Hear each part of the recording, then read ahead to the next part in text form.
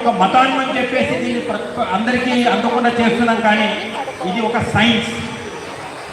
ఈరోజు మనం మనం మనం ఆచరిస్తున్న ప్రతి ఒక్క విషయం సైన్సే. అంటే ఏ రకంగా అయితే ఉదయం చేసినప్పుడు ఎందుకు రైట్ సైడ్లో తిరిగిపోయాలి, రాత్రి పడుకునేటప్పుడు ఎందుకు మనం ఎడమ సైడ్ పడుకోవాలి అని చెప్పేది కూడా మనకు సైన్సే.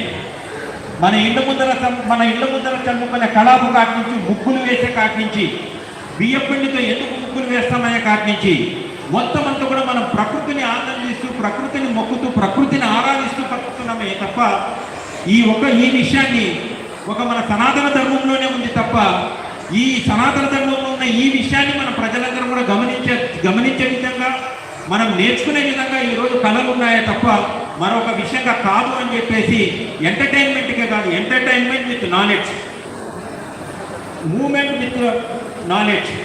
సో ప్రతి ఒక్క విషయాన్ని కూడా మనం ఆ రకంగా